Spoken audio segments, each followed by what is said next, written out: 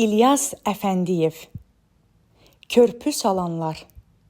Səsləndirdi Ruqiyyə Məmmədova. Səriyyə. Biz 1 ilə yaxın idi ki, evlənmişdik. Mən yol texnikumunu qurtaran kimi də toyumuz olmuşdu.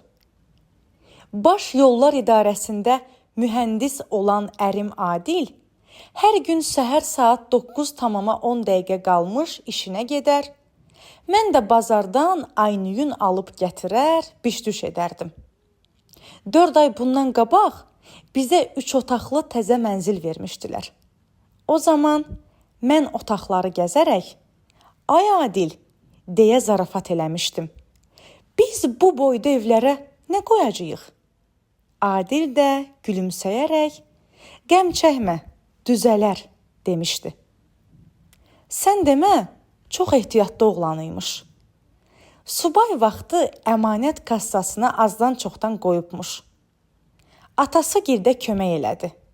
Qərəz 2 qarniturla bərabər müasir dəbdə olan lazımi şeylər alıb, otaqları ürəyimiz istəyən kimi düzəltdik. Həyatımdan razı olmamağa haqqım yox idi. Adil kimi adama ərə getmişdim. Orta boylu, yaraşıqlı bir oğlan idi. Olduqca təmiz tarıq, səliqəli geyinərdi. Köynəyinin boynu həmişə qar kimi ağ olardı. Məclislərdə, cəmiyyət içində özünü ləyaqətlə aparardı. Artıq əskik danışmazdı. Hamı onun çox ağıllı, hər şeyin yerini bilən bir adam olduğunu, çox irəlilərə gedəcəyini söyləyirdi. Onun hər işində, hətta gülüşündə və zarafatında belə ciddi, sərvaxt bir ağılın hökm sürdüyü duyulurdu. Heç bir yerə, heç bir kinoya, teatra mənsiz getməzdi.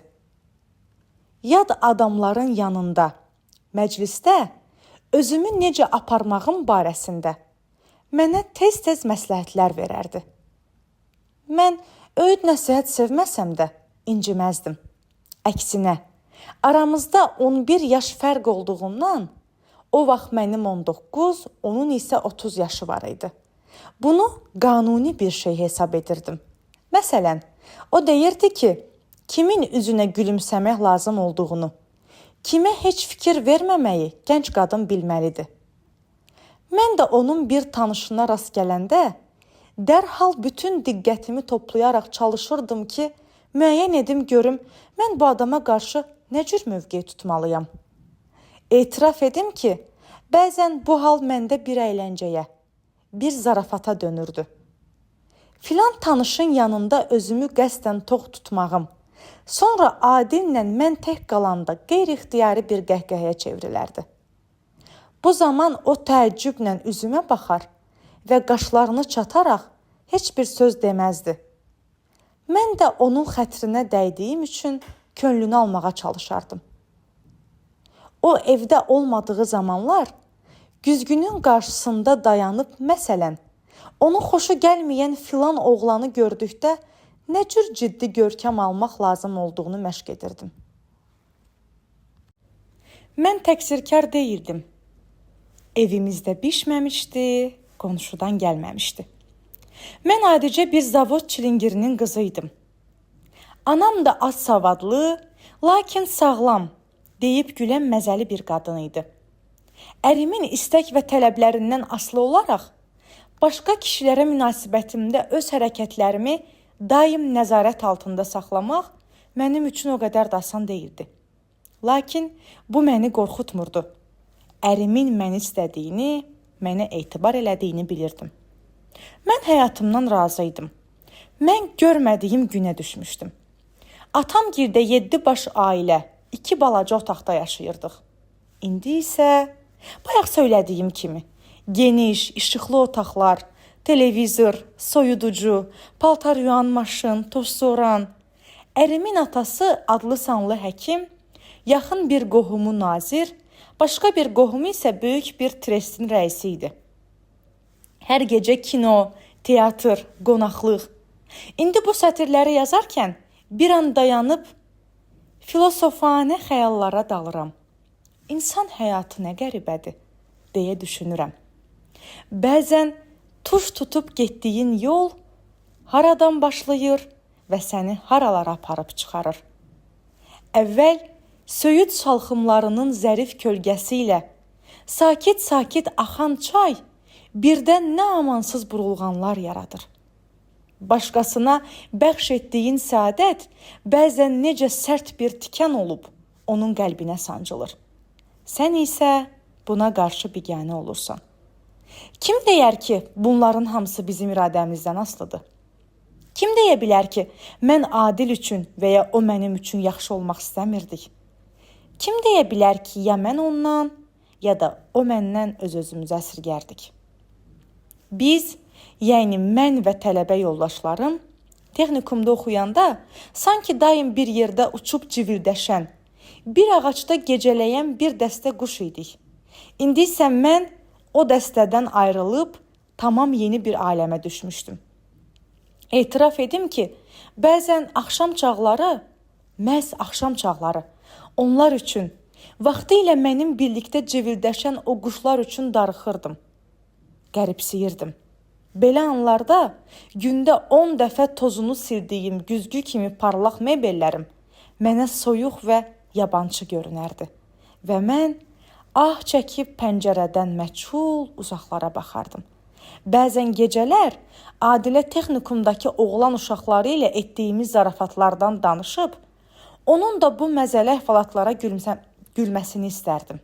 Lakin o ancaq mənim könlümü sındırmamaq üçün xəfifcə gülümsər və tamam ayrı şeylərdən, ayrı aləmdən danışardı. Mən də öz yüngüllüyümü düşünüb özlüyümdə xəcalət çəkərdim. Adil böyük şeylərdən, insanın ali vəzifələrindən danışardı.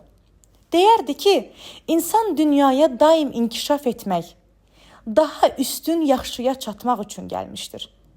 Mən də özümü bir şey bilən kimi göstərərək, Adil deyərdim. Bilmirəm, hansı rus yazıcısı isə deyib ki, quş uçmaq üçün yarandığı kimi, insan da xoşbəxtlik üçün yaranmışdır. O ciddi bir görkəm alıb, bilirsənmi Səriyə, deyə cavab verərdi. Xoşbəxtliyin özünün nə demək olduğunu düzgün təyin etmək lazımdır. Əsl məsələ bundadır. Onun bu sözlərini unutmadım. Lakin o sözlərin mahiyyətini dərk etmək, əsl xoşbəxtliyin nədən ibarət olduğunu anlamaq mənim gücüm çatan iş deyildi. Məni isə mühakimədən artıq duyğular cəlb edirdi.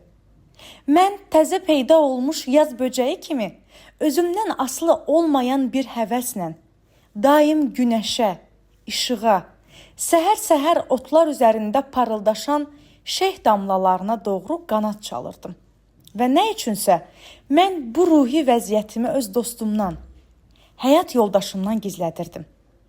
Mən mümkün qədər özümü sakit və ağıllı göstərməyə çalışırdım. Çünki o belə xoşlayırdı. O hər şeyi diqqətlə, dürüst ölçüb biçərək irəliləyir və mənim də belə etməyimi istəyirdi. Madam ki, biz həyat yoldaşı idik, demək belə lazım idi. Bir gün nahardan sonra o dedi, Səriyə, deyəsən, biz bir neçə müddətə rayona getməli olacağıq. Nədən ötürü? Deyə maraqla soruşdum. Təzə şose yolu çəkilməyə başlayıb. Məni ora rəis təyin edirlər. Necədir? Ürəyincədirmi? Bilirsənmi? Deyə hərarətlə izah etməyə başladı. Bizim üçün çox yaxşı perspektivi olan bir işdir. Əgər yolu müvəffəqiyyətlə çəkib qurtarsaq, o nə üçünsə susub sözünün ardını demədi və bir qədər var-gəldən sonra əlavə etdi. Sən də ali məktəbə girmək üçün heç olmazsa 2 il işləməlisən. Özün də texnik adam, deyə gülümsədi. Söz verirlər ki, yolu çəkib qurtarandan sonra məni yenə də aparata qaytarsınlar. Əlbəttə, o yenə də bir an duruxdu. Əlbəttə, dedi. indikindən daha mühüm bir vəzifəyə. Adilin müvəffəqiyyət qazanacağına şübhə ola bilməzdi. Baş Yollar İdarəsində işlədiyi bu neçə müddət ərzində o il olmamışdı ki, təşəkkür, mükafat almasın. Mən belə bir təsadüfü çoxdan gözləyirdim. İndiki vəzifəm bəyəm pisdir, deyə təəccüblə soruşdum. Pis deyil. Ancaq bir var, sən işləyəsən, ad özgənin ola. Bir də var ki, öz əlin, öz başın. Bu elə vəzifədir ki, nə qədər gücün var, göstərə bilərsən. Hamı da görər ki, sən nə eləyirsən, nəyə qadirsən. Sonra mehriban səslə soruşdu. Bəlkə sən rayona getmək istəmirsən? İstəyirəm. Onda hazırlaş. Qapıları bağlayıb gedərik. Özümüz də tez-tez gəlib ev eşiyə baş çəkərik. Kim istəyər ki, gəncəri atsan qazanmasın, yaxşı işdə olmasın? Məgər Adil dediyi kimi həyat daim yüksəlişdən, inkişafdan ibarət deyil? Bizim hər birimiz daha yüksəklərə can atmırıqmı? Mən onun qarşısında açılan yolda büdürəməyəcəyinə əmin idim. Mən onun gücünə inanardım. Buna görə də haradansa qəlbimə çökən və səbəbi mənə məlum olmayan ağırlığı üzərimdən ataraq həvəslə tədarük görməyə başladım. Adilə də, özümə də su keçirməyən plaj, rezin uzunboğaz çəkmə, gələcək mənzilimiz üçün balaca radio qəbul edici, çoxlu fotolenti, cib fənəri, 2 yüngül qatlama çarpayı, yemək və çay termosları aldım. Hər ikimiz üçün möhkəm nazik parçadan yay idman kostyumu tikdirdim. Boş vaxtlarımızda oxumaq üçün Adilin kitablarından seçib bir çamadan götürdüm. Nəhayət, may ayının axırlarında Baş Yollar İdarəsindən verilən Qaz 69-la Bakıdan çıxıb K rayonuna getdik. Adilin də, mənim də maşın sürmək hüququmuz olduğundan şofer götürmədik. Adil işləri yoluna qoyana qədər mehmanxanada qaldıq. Bu müddətdə rayon işçiləri gecə-gündüz Adilin başına yığılır, hazırlıq məsələlərini müzakirə edirdilər. Sonra rayon mərkəzini tərk etdik. Yol rayondan başlayaraq meşə ilə örtülü dağların o tərəfindəki yaylaqda təşkil edilmiş böyük maldarlıq savxozuna çəkməli idi. Adilin də deməsinə görə o savxozun bütün respublika üçün böyük əhəmiyyəti var idi. Yol çox uzun olmasa da çətin yerlərdən keçməli idi. Tez-tez sıldırım qayaları partlatmaq, üzü aşağı axan dağ çayları üzərindən balaca körpülər salmaq lazım gələcəkdi. Maşınımız qədimlərdə yaylağa gedib gələn el-oba tərəfindən salınmış köç yolu ilə irəliləyərək meşəyə girib yavaş-yavaş yuxarı dağlara qalxmağa başladı. Qoca palıd, yemişan, vələs ağacları üstümüzə kölgə salırdı. Bəzən yol qıvrılaraq hər yerdə palıd rəngli qayaların dibi ilə qalxırdı. Tez-tez daş yonan, iri gövdəli qocaman ağacları kökündən çıxaran fəhlələrə rast gəlirdik.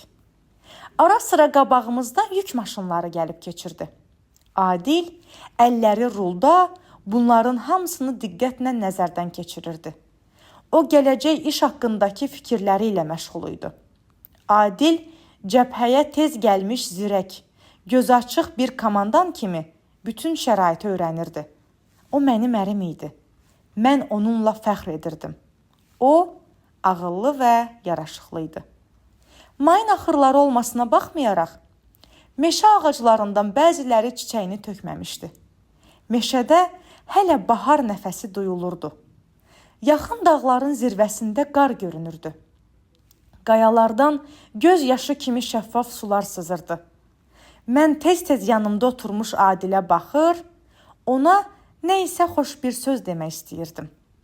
Meşə arası ilə dağlara qalxan yolda hər şey fərəhli idi. Hər şey mənə səadət, sevinç təlqin edirdi. Bax, Ağ buludların altında gümüş kimi parlayan o dağlar aşıb, tanımadığım adamların mənzilinə gedəcək yolun komandanı mənim ərimdir. Mühəndis Adil. Adil Cəfərzadə. Həyatda hər şey necə gözəl, necə könül açandır. Nə üçün mən əvvəllər bunu o qədər də aydın hiss etmirdim? Bir neçə gün bundan qabağa qədər bu bahar, bu duyğular haradaydı? Məgər Adil əvvəllər də belə ağıllı, belə işgüzar, belə yaraşıqlı deyildi? Məgər mən onu bir neçə gün bundan qabağa qədər indi kimi istəmirdim? Birdən mən ona Adil dedim. Bilirsənmi, yadımdan çıxıb sənin gümüş portsikaranı götürməmişəm. O mənə baxaraq gülümsədi. Eybi yoxdur dedi. Bu dağların arasında gümüş portsigarsız da ötüşərik. Sonra o yenə də gözlərini qabağa zilləyərək öz fikirlərinə daldı. Mən dil qəfəsə qoymayaraq hey danışırdım. Adil, bəs səndən qabaqki rəis necə olub? Onu ayrı böyük işə keçiriblər. Mən tutuldum. Mənə elə gəldi ki, xəyalımda ərimin surəti birdən-birə kiçildi. Birdən-birə adi və soyuq oldu. Nə üçün həmin böyük işə səni deyil onu qoyublar? Bu nə axmaq, nə boş fikirdir. Yoxsa mən yüngülbeyin bir xudpəsəndəm? Kim birdən-birə nazir olub?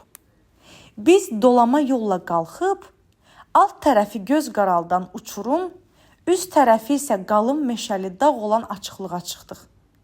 İçərisindən dumduru su axıb, şırıltı ilə uçuruma tökülən və sal daşdan çapılıb qayrılmış kimi görünən dar, lakin dərin selab bu açıqlığı tən ortadan kəsirdi.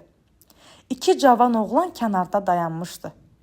Üçüncü oğlan isə parçalanıb yolun ortasında tökülmüş, iri-iri daşları buldozerin ağzı ilə itələyib, lap uçurumun kənarına gətirir, buradan üzü aşağı itələyirdi. Daşlar yuvarlandıqca uçurumun şiş qayalarına dəyib atlanır və dəhşətli gürültü qoparırdı. Buldozerçi üzü o tərəfə olduğundan mən ancaq onun şax və enli kürəyini görürdüm. Buldozer uçurumun kənarına o qədər yaxın gedirdi ki, təkərin yarısı az qala kənara çıxır və mən yol texniki olmağıma baxmayaraq qorxudan qışqırmaq istəyirdim. Birdən buldozerçi qanrılıb məni gördü. Yəqin bərk qorxduğumu duyduğu üçündür ki, qəribə bir qayğısızlıqla gülümsədi. Sonra iri bir qaya parçasını maşının qabağına ataraq sürətlə gətirib uçuruma itələdi. Və bir an mənə elə gəldi ki, bu dəqiqə maşın da qayanın ardınca dərəyə yuvarlanacaq. Lakin mən gözümü yumub açınca gənc oğlanın eyni sakit və qayğısız təbəssümlə buldozeri geri verdiyini görüb, onun bir-birinə qarışmış sarı saçlarına, dağ havasında yanıb qaralmış gözəl üzünə qəzəblə baxaraq, bu ki xuliqanlıqdır deməkdən özümü güclə saxladım. Adil digər iki oğlanla söhbətini kəsib mənə sarı döndü və bir qədər aralıda ağacların arasında ağaran çadırı göstərdi. Bəlkə biz də orada düşək. Mən isə uçurumun kənarındakı tək palıd ağacını göstərib, bura yaxşıdır, dedim. Şeylərimizi maşından boşaltdıq. Palıd ağacının altında çadırımızı qurub, çarpayları qatlama stol və stulları açaraq mənzilimizi səliqəyə saldıq. Evin içində döşəmə əvəzinə yaşıl dağ otları və onların arasına səpələnmiş al lalələri görmək adama qəribə gəlirdi. Hələlik bura yol rəisinin qərargahı üçün ən əlverişli yer idi.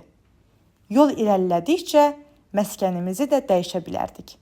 Adildən əvvəlki rəis isə rayon mərkəzində qalırmış. Hər ikimiz paltarlarımızı dəyişəndən sonra məhrəba, sabun götürüb çaylağa endik. Qollarımızı, boyun boğazımızı sərin, şəffaf dağ suyu ilə yuyub quruladıq. Heç birimiz yorulmamışdıq. İkimiz də gənc, gözəl və təravətli idik. İkimiz də özümüzü bu yerlərin köhnə sakinləri kimi hiss edirdik. Elə bil burada, bu almaz kimi saf dağ havasında doğulmuşduq. Elə bil bu uçurumlu sərt qayalarla Onların üzərində qıvrılan qarağat kolları ilə əkiz yaranmışdıq. Elə bil, biz bu coşqun təbiətin bir parçası, bir hissəsi idik. Adil, çay istəyirsənmi deyə soruşurdum. Öz səsimin ahəngindən, mehribanlığından dərin bir məmnuniyyət, zövq duydum. Mənə elə gəlirdi ki, heç bir zaman onu özümə bu qədər yaxın, bu qədər doğma hiss eləməmişəm.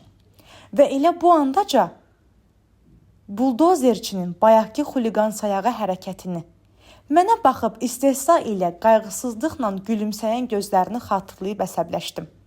Sonra eyni mehribanlıqla sualımı təkrar elədim. Adil, çay qoyunmu? O nəzərlərini biraz araldakı tikinti materialından çəkərək, pis olmazdı, dedi. Mən neft pilətəsini çölə çıxarıb yandırdım. Balaca nikel çaydanı doldurub üstünə qoydum. Stolun üzərinə ağ süfrə saldım, şəkər çörəyi, konfet qoydum. Sonra körpü salanları da çay içməyə dəvət elədik. Əvvəl orta boylu, qara şirin bir oğlan olan Soltanla enli kürək, iri qaraqaş, qarabığ Kərəmxan gəldilər. Sonra ağır addımlarla buldozerçi Qəribcan gəldi. Mənə əsəbləşdirən o laybalı təbəssüm yenə də üzündə idi. Mən ciddi görkəmlə onun qabağına çay qoydum. Sonra sizin adlarınız bir-birinə nə yaxşı yaraşır deyə Soltana müraciətlə gülümsədim. Bunun əsl adı Qəribdir, deyə Soltan buldozerçiyə işarə elədi. Burada Qəribcan eləmişik. Lakin buldozerçiyə tərəf baxmadım. Adil nəzakətlə gülümsüyərək, Qərib yoldaş bu rayondandır, deyə soruşdu. Və onun 3 nəfərdən yalnız buldozerçinin haralı olması ilə maraqlanması mənə qəribə göründü. Həm də düşündüm ki, nə üçün Qəribcan yox, Qərib?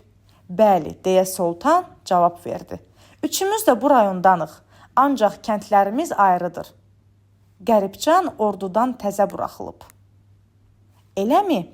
Adil buldozerçiyə baxdı. Hansı hissədəydiniz? Tank qoşunları hissəsində deyə buldozerçi cavab verdi. Mənə elə gəldi ki, ömrümdə bu cür səs eşitməmişəm. Qeyri-adi bir hərəkətlə başımı döndərib ona baxdım. Bu dəfə o gülümsəmirdi. Adil yenə soruşdu. Siravi idiniz? Kiçik leytinant idim. Çox gözəl, çayınızı soyutmayın. Mən onların stəkanlarını yenidən doldurdum. Qəribcan, mən heç belə ad eşitməmişdim. Yalnız çox sonralar. İndi bu sətirləri yazarkən yadıma düşdü ki, mən o vaxtacan heç Kərəmxan adına da rast gəlməmişdim. Adil yolda işlərin necə getdiyini soruşdu. Hamısı materialın vaxtında verilməsindən asılıdır, deyə Soltan cavab verdi. İşçilər əllərindən gələni eləyirlər. Sonra o keçmiş yol rəisini təriflədi. O da lov idi. Elə bil quş kimi ağacda yatırdı. Onda görürdük ki, bu Qaz 69-da Soltan biz gələn maşına işarə elədi. Böyürdən çıxdı. Dəstgahlı adam idi deyə Kərəmxan əlavə etdi. Hər ay maaşının yarıdan çoxunu Qəribcana uduzub gedirdi. Necə? Bəyəm qumar oynayırdınız? Adil elə bil qorxdu. Bilirsinizmi deyə Soltan izah elədi. Həmişə maşında özü ilə bir tir tüfəngi gəzdirirdi. Hər bura gələndə Qəribcanla bəhsə girib məclə nişan atırdılar. Nə bilim, bir dəfə ipək köynəkdən Kərəmxan Soltanın sözünü kəsdi. Bir dəfə 10 paçka Kazbekdən, bir dəfə konyakdan, hamısını da Qəribcan aparırdı. Naçalnik də dilxor olub gedirdi. Deyirdin, tay bir də əlinə tüfəng almaz. Ancaq bir neçə gündən sonra görürdün budur. Uduzduğu şeyləri də alıb bir qutu güllə ilə gəldi. Demək, belə od alovu imiş, deyib Adil Soltanın bayaqki sözlərinə işarə ilə gülümsədi. İşləməyinə söz yox idi. Soltan cavab verdi. Dediyini eləməli idi. Bugünün işini sabaha qoymazdı. Əhli hal oğlan idi. Kərəmxan təəssüflə başını tərpətdi. Deyirdim, yoldaş naçalnik, bir dəfə də mənimlə bu Soltanla nişan atsana. Yox, deyirdi. Gərək bu qəribin dərsini verim, sonra. məni bərk yandırıb. Nə yaman məzəli rəisi imiş deyə mən gülümsəyərək birinci dəfə Qəribcanın gözlərinə baxdım. Yaman da rəisi imiş. Körpü salanlar gedəndən sonra Adil narazılıqla dedi. Gənclərin tərbiyəsini elə-belə rəhbərlər korlayır. Körpü salanlar doğrudan da çox gənc idilər. 23-24 yaşları ancaq olardı. Nə üçün ki? Bilirsənmi Səriyə? Rəis, idarə başçısı hər bir hərəkəti ilə, hətta danışığı və təbəssümü ilə də öz işçilərinə nümunə olmalıdır. Bir də ki rəis rəisdir. Fəhlə də fəhlə. Aradakı pərdəni götürdün, heç nə. Rəis öz işçisi ilə kanyakdan mərc gəlib, güllə atanda orada nə intizam olacaq? İşçinin yanında rəisin nə hörməti olacaq? Bunların hamısı ağıllı sözlər idi. Və bu ağıllı sözləri mənim rəis olan ərim deyirdi. Lakin qəribədir. Bəzən ağıllı hesab elədiyimiz sözlər biz gənclərin yadında yaxşı qalmır. Ürəyimizdə ehtiras alovlandırmır. Əksinə, bizdə anlaşılmaz, soyuq bir hissə çevrilir və biz onları tezliklə elə həmin dəqiqə unuduruq. İndi də belə idi. Mən ərimin sözlərini təsdiq etdiyim halda buldozerçinin keçmiş rəisi necə məğlub etdiyini, onun, rəisin hər dəfə mərci uduzaraq necə özündən çıxdığını gözümün qabağına gətirib gülümsüyürdüm. Mən orada olmaq, o məzəli rəisi görmək istərdim. Niyə gülürsən? Adil ciddi ifadə ilə soruşdu. Heç, keçmiş rəisin yüngüllüyünə. Mən birinci dəfə olaraq öz duyğularımı ərimdən, mənim ağıllı və işgüzar ərimdən gizlədirdim. Doğrudan da gülməlidir, deyə o qalxıb körpü salanların yanına getdi. Meşəli dağların ardındakı o varlı savxozda çəkilən yolda qızğın iş gedirdi. Mən körpü salanlarla birlikdə həm vəzifəmi yerinə yetirir, həm də özümüz üçün yemək-içmək hazırlayırdım. Adil isə Qaz 69-da hər gün iş sahələrini gəzir, göstəriş verir, lazım olan materialları daşıtdırırdı. O, qonşu rayonla əlaqəyə girib, yolun üstünə 2 yeni ekskavator gətirtmişdi. Havalar yaxşı keçdiyindən biz tələsir, payız yağışları başlayana qədər ağır işləri görüb qurtarmağa can atırdıq. 2 dəfə, hərəsində də 4 fəhlə bizə köməyə gəldi. Lakin sonra daha kömək istəmədik. Bizdən bir qədər yuxarıda, Dəvəboyu deyilən dağın ətəyindəki 2 səlab üzərində də kiçik körpülər salınmasına başlanmışdı.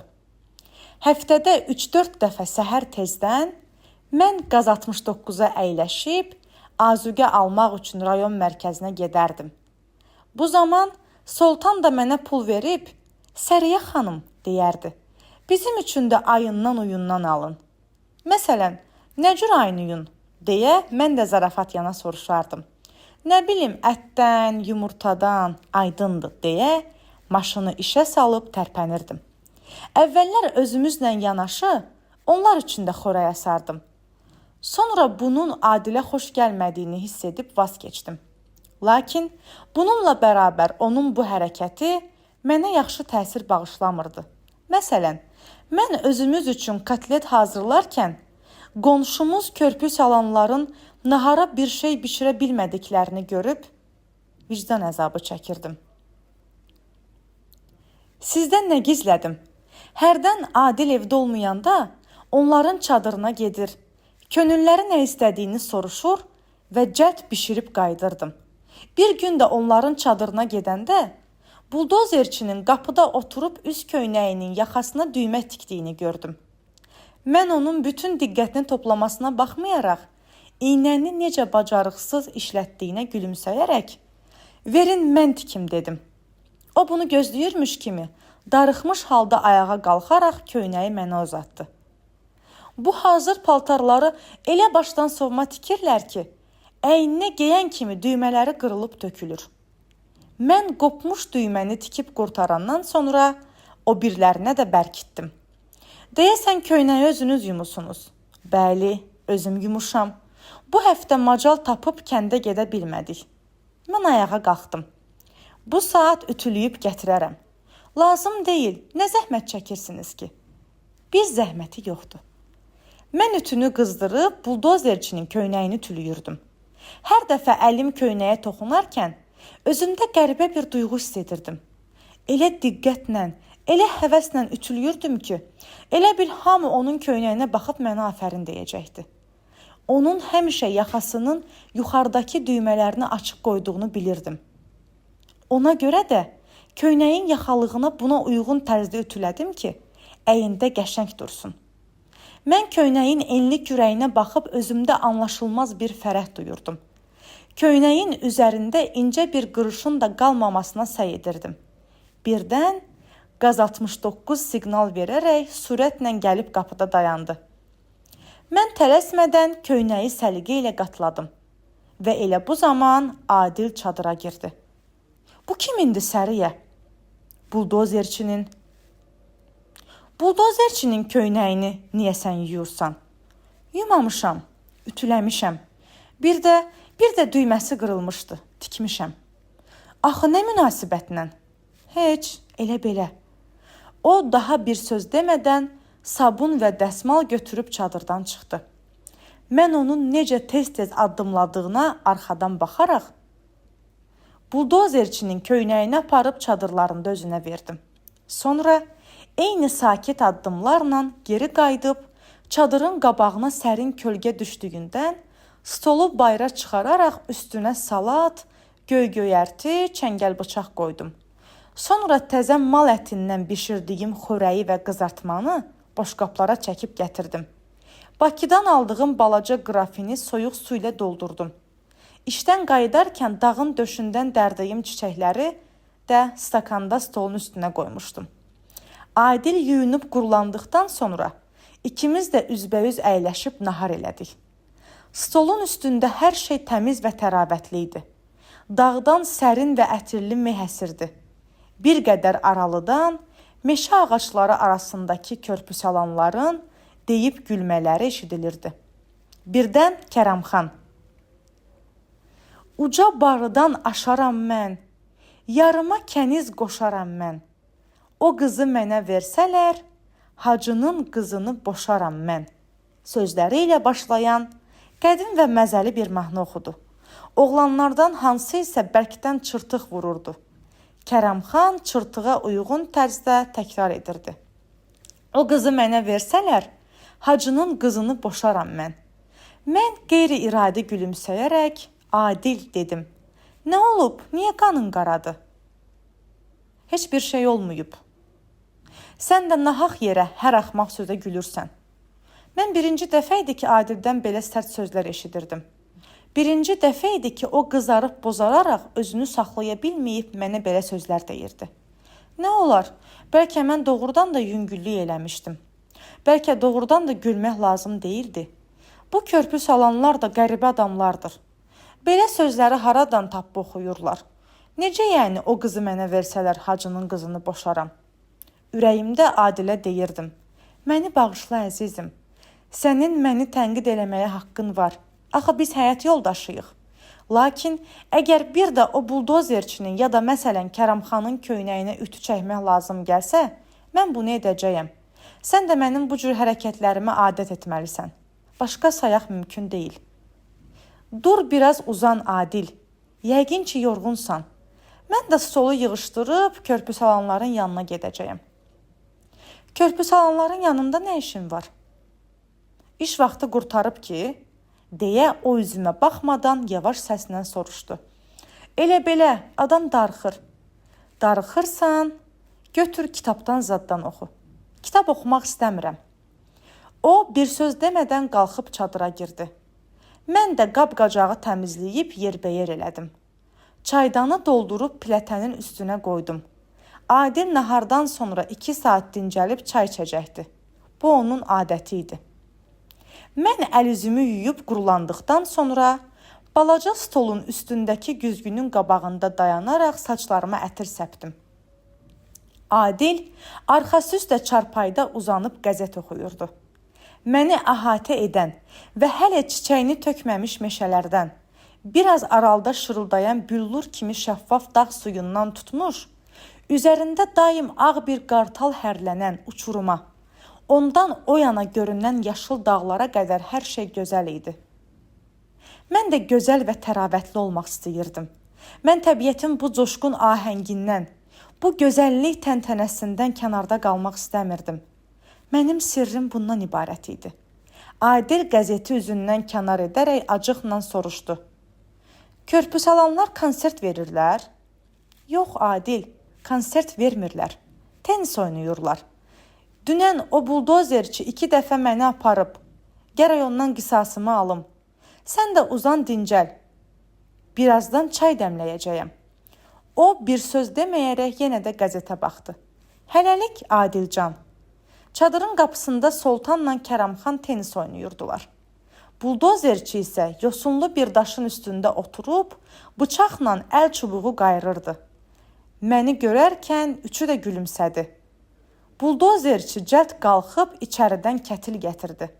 Səriyə xanım, gəl dostunun halını xəbər al deyə Kəramxan qızarıb pörtmüş Soltana işarə elədi. Tanışlığımızın lap 2-ci günündən Kəramxan da Soltan da mənə sən deyə xitab edirdilər. Yalnız buldozerçi siz deyirdi. Hələ 2 dəfə bir təhər olub. Cücəni payızda sayarlar deyə Soltan gözünü oyundan çəkməyərək cavab verdi. Baxma, söz son gülənindir. Bu dəfə doğrudan da Soltan qalib gəldi və hesab 4 ilə 2 oldu. Kəramxan alnının tərini silə-silə zarafatında davam edirdi. Bu 2 xalı elə-belə qəsdən uduzdum. Dedim, Səriyə xanımın yanında pərt olmayasan. Mən nazik parusin raketimi çıxarıb kənara, otların üzərinə tullayıb, raketkanı götürdüm və buldozerçiyə durun dedim. O ayağa qalxaraq mənim raketimi yerdən götürüb, yandakı palıd ağacının budağına keçirdi. Sonra üzümə baxmadan, başlayın dedi. Kəramxan oyunu diqqətlə izləyərək, qəribcan deyirdi, özünü gözlə. Səriyə xanım bu dəfə yaman girişib. Doğrudan da mən yaman girişmişdim. Hətta gecə yerimin içində xeyli oyaq qalaraq, dünən buraxdığım səhvləri bütün aydınlığı ilə xəyalımdan keçirir və yanıb tökülürdüm. Axı mən texnikumda ən yaxşı tenisçilərdən biri sayılırdım. İndi neçə dəfədir ki, bu buldozerçi dalbadal məni məğlub edir. Mən Soltanla Kəramxana asanlıqla qalib gəldiyim halda ona uduzurdum. Halbuki onlar təkbətəkdə buldozerçini dəfələrlə məğlub etmişdilər. Bugün həmişəkindən yüngül geyinmişdim. Ayaqlarımda məhz, əynimdə qolları çiynimə qədər açıq, nazik və qısa don var idi. Mən oyuna o qədər ehtirasla girişmişdim ki, bəzən özümü unudaraq, yox, düz deyil deyə uşaq kimi qışqırır, cığallıq edirdim. Soltan mənim tərəfimi saxlayırdı. Kəramxan isə buldozerçinin. Bir dəfə buldozerçi ilə mübahisə elədiyimiz vaxt, Kəramxan onun sözünü təsdiq etdikdə, mən hisslənib özümdən çıxaraq az qala raketə ilə onu vurmaq istədim. Kəramxan kənara sıçrayıb bəkdən güldü. Aya, sən ölməyəsən, bu Səriyə xanımdan qorxmaq lazımdır. Buldozerçi isə nə dinir, nə də gülümsüyürdü.